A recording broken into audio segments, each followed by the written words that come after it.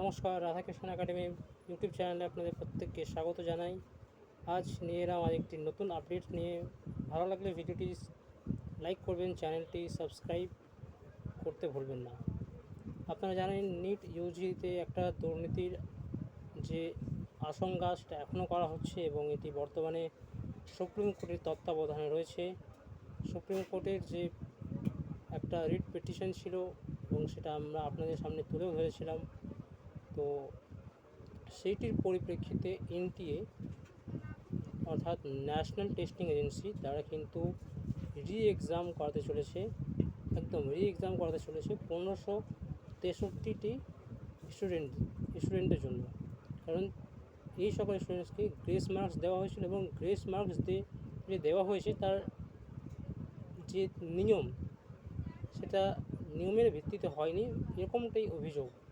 তো সেটার ভিত্তিতে কিন্তু দেওয়া হয়েছে, যদিও ছাত্রদের বড় একটা অংশের দাবি যে পরীক্ষাটা পুনরায় করানো হোক, পেপারটা লিক হয়েছে। এবার এটা খতিয়ে দেখে সুপ্রিম কোর্ট নিশ্চয়ই জানাবে। 8ই জুলাই পরবর্তী শুনানি রয়েছে। তো তার যা ফলাফল আসবে সেটা আমরা অবশ্যই জানাবো আপনাদের। তবে বর্তমানে এখন 23শে জুন মাসের 23 তারিখ নিটের পুনরায় এক্সাম নেওয়া হয় 1563টি স্টুডেন্টের এবং রেজাল্ট দেওয়া হবে 30 তারিখে অর্থাৎ 30শে জুন।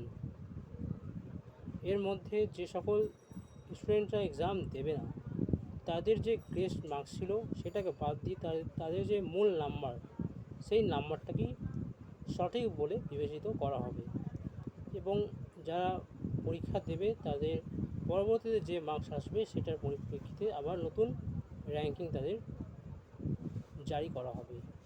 তো এই ছিল আজকের আপডেট। ভালো লাগলে ভিডিওটি লাইক করবেন, চ্যানেলটি শেয়ার করবেন অনেক করে, চ্যানেলটি সাবস্ক্রাইব করবেন অনেক করে, ভিডিওটি শেয়ার করতে ভুলবেন না। ধন্যবাদ।